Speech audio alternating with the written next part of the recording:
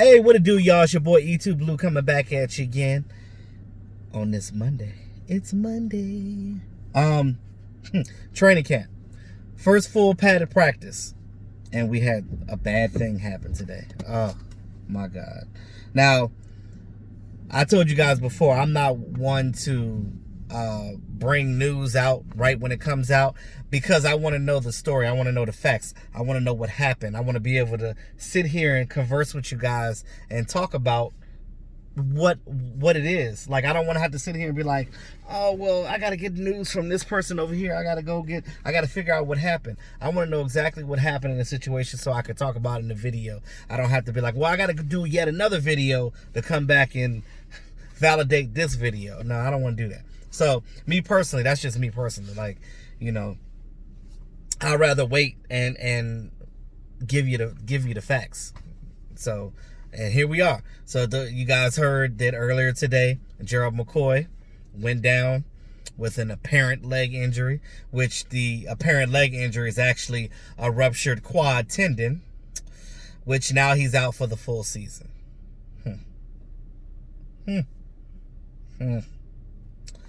Well, that's a dilemma now, isn't it? Now, a lot of teams right now are going through injuries and or people that opted out and or people that just had COVID. So a lot of teams, this year literally is going to be, the healthiest team is going to be the one that wins it all. That's pretty much how this year is going to go. It ain't even going to be solely off of complete talent. It's going to be whoever can stay healthy throughout the season is going to win the Super Bowl this year. And so I guess the Cowboys got a chance, don't they? So now, it's a bummer. It sucks that he went down. He's going to be out for the season. He came out and dressed in a note, letter, email, text message. I don't know what it was, but he basically said that, I'm sad that this happened, but I'm still going to be a mentor to the young guys that's behind me and things of that nature. And I'm so thankful for the Jones family for signing me. He was so happy to be a Cowboy, things of that nature. So I love Gerald McCoy. I think he's a real stand-up guy. He's a good dude, and he's going to help mentor these young guys, like he said. Now, Tristan Hill, he's just getting the opportunity basically now to make this team. It made it a little easier for him to make the team now.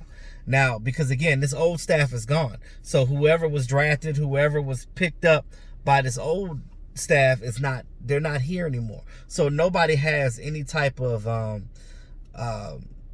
nobody's a pet cat at this point. So it's almost like everybody has to compete.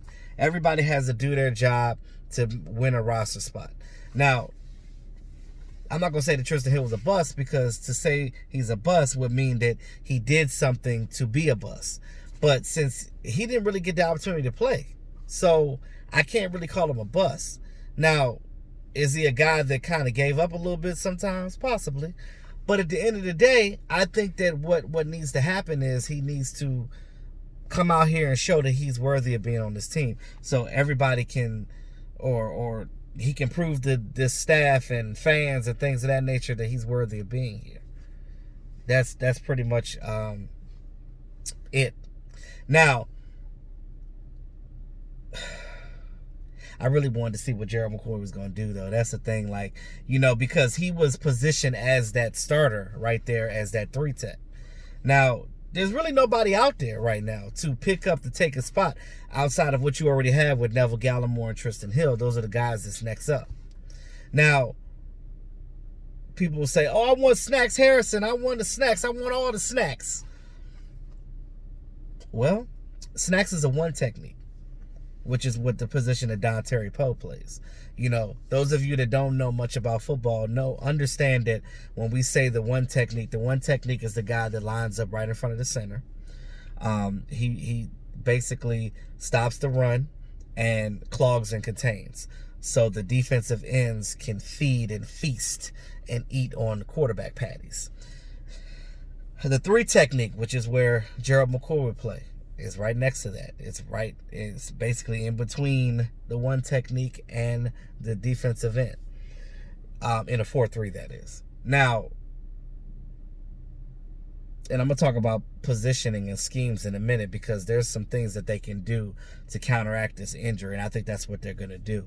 And I know a lot of people's not thinking of that. I know Vaj Lombardi does, because he knows schematics and things like I do too, as well as Law Nation. Shout out to those guys as well. Now, I'm going to tell you this. What needs to happen is these young guys got to step up, and they're going to get the opportunity now. So with the opportunity comes the time for you to prove yourself that you belong on this team. Now, it sucks that Gerald McCoy is out for the year, but, I mean, he's still going to be there physically to talk to these guys, talk to young guys like Tristan and Gallimore, get their technique right, because we know that Gerald McCoy is good at what he does. He did it well with Tampa Bay. He did it well with the Panthers. Now, we know that injuries are inevitable. They're going to happen. Major injuries, soft tissue injuries, just thank God that, I know training camp just started, but knock on wood, hopefully we can get some of these guys out here unscathed and get to the regular season with these guys on the field, because we don't want any more season-ending injuries. Now, I know other teams are dealing with season-ending injuries way worse than Dallas Cowboys, so we're actually in a good position still. There's different things that we can do. Even with the young guys that we have, there's different looks that we can throw at them. We can still be I think this team is more predicated to be a 4-3 anyway, because our linebackers, our current linebackers, and I'm talking about the base linebackers, Jalen Smith, Leighton Vander Esch, Sean Lee, Joe Thomas, Justin March, and those guys. So you look at our linebacker position, and you don't look at those guys as pass rushers. They're more of the hybrid sideline to sideline type of linebacker, like I was when I played football. Now, I was never a guy that rushed the pass. I hated that. I would run blitzes and stuff like that when I know that I had a free shot, but I'm not going up against no offensive lineman. And that's the same thing with our linebackers. I don't think that they're big enough or more powerful enough to go up against these offensive linemen. But there are situations now where they can give 3-4 looks. In situations with DeMarcus Lawrence, you can make DeMarcus Lawrence, Alden Smith, you can make those guys almost like the outside linebacker. That way you can shift the line so that you still got Don Terry Poe in there, and you got these guys that take up those spots in the 3-4 position, and then those other guys get pushed as linebackers and they rush standing up. So that's an interesting tidbit that they can do. I think that I'm 90% sure that they're going to do what I just said. And especially now that Gerald McCoy is out, they're going to have to be resourceful. They're going to have to figure some things out. They're going to have to play with some things. So, with that being said, going forward, we just got to hope and pray that we don't get any more serious injuries. Now, again, like I said, they're inevitable. It's going to happen. You're probably going to have somebody pulling hammies and things of that nature, because you get that every year. But I think that whoever wins the bowl this year is going to be the healthiest team. So, Lady Luck, it's going to be a lot of Lady Luck that got to be on our side. And I swear, these players just got to they got to stretch. They got to do what they need to do. They got to be careful. Like, I know that practice, like, you want to go hard because you got to prove to this team and things of that nature, but you could go hard, but you got to be smart as well. You got to be a smart football player, because don't no team want no dumb football player, because dumb football players make mistakes, and you don't want unnecessary mistakes. Dumb football players get off sides on 3rd and 5 and 3rd and 4 and give the other team a full set of first downs. That's what a dumb player does. You don't want to do that. So that's that. Now, some things that come out of camp, I told you guys already. I told y'all how much Tyrone Crawford means to this team. A lot of you kept saying, E2, let's get rid of Tyrone Crawford. We don't need Tyrone Crawford. He's a bum. He's this, he's that. Y'all don't understand. I told y'all in the beginning of the offseason, those of you that just follow my channel, I've been doing videos all offseason. I've been here. Y'all ain't been here, but I've been here. And I've been saying this the whole time, that they need to keep Tyrone Crawford for depth purposes.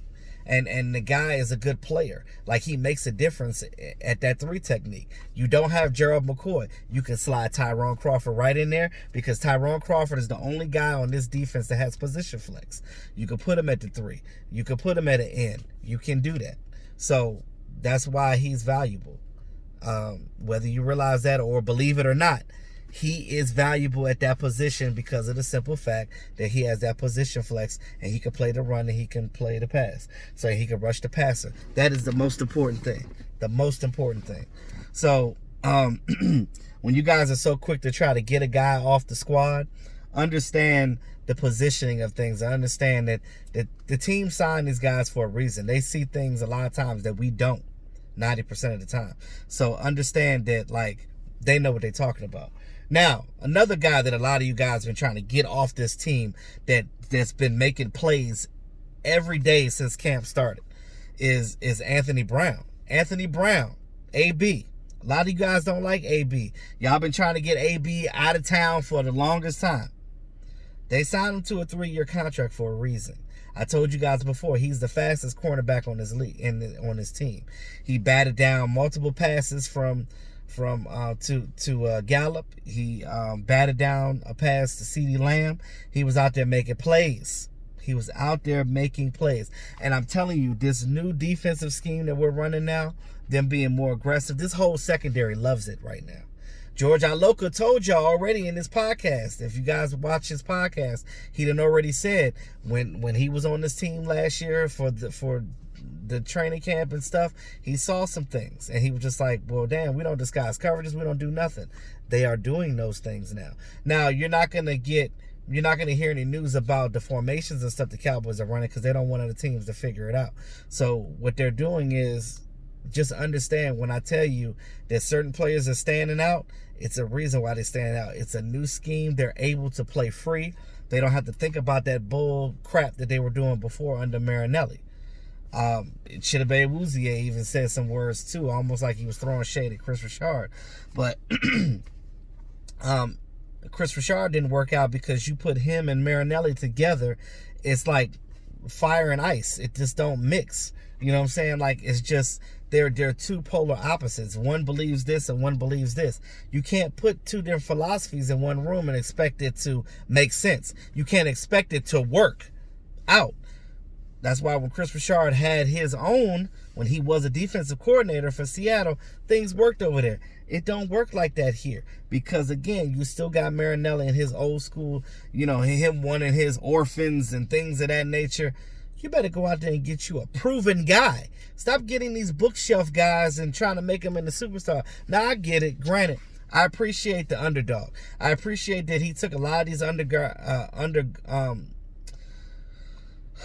the radar guys and actually made them pretty decent players in this league, and they went off to other teams and still played well. So I appreciate that Marinelli has the ability to do that.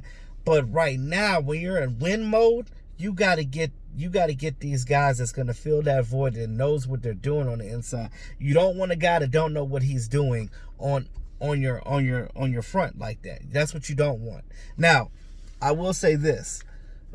Mike Nolan, I mean, he hasn't been proven to be the greatest either, but I know that the defense that he's running is different than what we were doing before, and it's really predicated on to our players' play. And I think that all of these guys are going to play better this year as a result of it. You're going to see more interceptions. You're going to see more turnovers. You're going to see them getting off the field on third down. That's what you're going to see.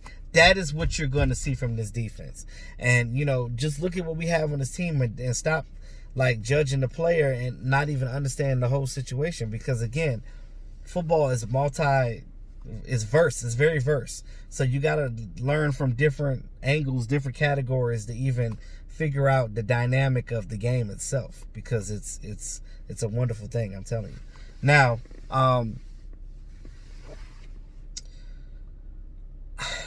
this defense as a whole, I think they're going to be fine. I know that the Gerald McCoy thing sucks, him rupturing his tendon, his quad tendon. It's gonna leave a little sore spot right there. But I think that with Tyrone Crawford and them bringing up Neville Gallimore and things of that nature, who knows? One of these undrafted guys might come up and help out and do some things like that. But that's what you got, a defensive tackle. You got some decent ends now. Now you got Everson Griffin in there, so it's going to help out this defense in that stand front. You got pretty good guys in the back. You got pretty good guys in the front. You're pretty much about the same on the front and back half now. So I think that they're going to be able to create some pressure and turn this ball over. And it's also going to keep Sean Lee healthy, too, because he doesn't have to play 100% of the time. It's going to help Leighton Vander Esch because he ain't got to rush the passer with that neck. With that neck, you don't want him rushing no passer going up against no big-ass offensive lineman and getting knocked the hell down. You don't want this. You don't want this in your face. That is not what you want. So, if you don't want that, you got to do the right thing and just play the right way. That's all I'm saying. Now, one more thing on the defense. Undrafted guy, I want to give praise to him, Francis Burnett. I know he was some of your guys' pet cat. Those of you guys that follow Francis Burnett, he's got that Troy Polamalu hair in the back coming out. He's made some plays. Batted the ball, intercepted the ball. He made a couple plays in training camp too. So this team is definitely looking out for him. He might get one of them linebacker spots. Who knows? But he'll definitely get a chance to be on the practice squad if nothing else. CeeDee Lamb on offense, of course, doing great, doing his thing. One-handed catches, being shifty, catching the ball on sluggo routes, on short crosses and things of that nature, and just juking the guys out and doing what they do. We know that he's going to be good. That's a no-brainer. Now, you look at this offense with our running backs. We know that they're going to do a lot of things coming up with two back sets with Zeke and Tony Pollard. These guys are going to catch the ball out the backfield. They're going to throw them out in the flat. They're going to do some different things with these guys. So I think that this season, offensive-wise, we're not going to sit here and even realize that we can see what they're doing because those pre-snap reads are everything. You line up one way and do something totally different. Like, it's just, and the threat of Dak Prescott running is still there. It's still there. That RPO, he can run the ball. He can hand it off to Zeke. He can throw it out in the flat to CeeDee Lamb. He can throw it deep to Michael Gallup and Amari Cooper. There's so many different things he could do. So I think that it's going to make Dak's production go up. And one of the biggest things, too, I think a lot of things are forgetting about is that tight end position. You know, this whole staff before was taking guys like Rico Gathers and what was his name? Gavin Escobar, and trying to use them and be blockers. These are pass-catching tight ends. If you see a guy that's good at something, stop trying to make him do something different than he ain't ever done before. That's going to take him time to figure out a match rate from. So I think that it definitely behooves this team to show what these young guys can do. Like, you look at Blake Jarwin. Blake Jarwin, I think, is going to have a lot of yards this season. And I say this because this offense is going to stretch teams the hell out. Them schematically on defense are going to have to spread out, which is going to mean that middle is going to be wide open. So your slot receiver is going to eat like hell.